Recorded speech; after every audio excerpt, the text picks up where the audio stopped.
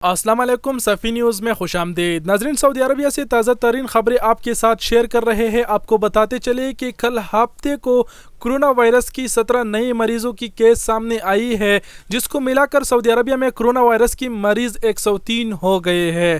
جی ہاں ناظرین، سعودی عربیہ میں حالات خراب ہے اور کرونا وائرس بہت ہی تیزی سے پھیل رہی ہے۔ آپ کو بتاتے چلے کہ کرونا وائرس سے ڈرنا نہیں لڑنا ہے۔ مزید رپورٹیں آپ کے ساتھ پیش کرتا چلے کہ سعودی حکومت نے 15 مارچ یعنی آج سے تمام انٹرنیشنل فلائٹس جو ہے نا بند کر دیے ہیں، اور سعودی حکومت نے یہ اعلان بھی کیا ہے کہ سعودی عربیہ میں جتنے بھی مسجد ہے جس میں جمعے کی نماز نہیں ہوتی، اس میں بھی جمعے کی نماز ادا کیا جائے گا، کیونکہ زیادہ ٹریفک ایک مسجد میں نہیں چاہیے۔ اور دوسرا اعلان سعودی حکومت نے یہ بھی کیا ہے کہ 50 افراد پر مشتمل ایسا کوئی بھی پروگرام نہ کرے، اس پر پابندی لگایا ہے۔ باقی آپ خود ہی سمجھتے ہیں کہ کرونا وائرس ایک سے دوسرے میں بہت ہی جلدی منتقل ہو جاتا ہے، اور تازہ ترین کرونا وائرس کے اپڈیٹس بھی آپ کے ساتھ ہم نے شیئر کر دیے، لیکن ابھی کچھ احتیاطی تدابیر ہم آپ کے ساتھ شیئر کرتے ہیں جس پر اگر آپ عمل کریں گے تو انشاءاللہ آپ کرونا وائرس سے ضرور بچ جائیں گے۔ احتیاطی تدابیر آپ کے ساتھ شیئر کرتے ہیں، لیکن پہلے آپ کو بتا دیں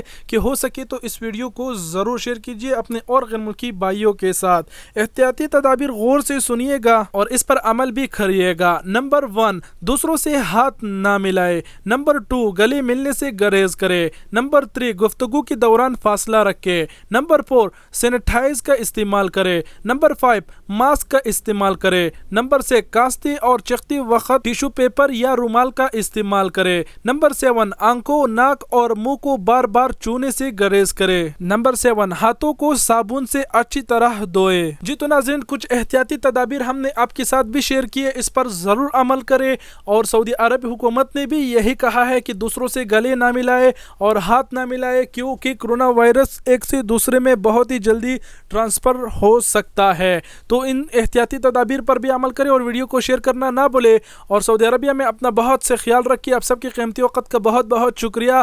اپنا بہت سارا خیال رکھیے گا۔ اللہ حافظ۔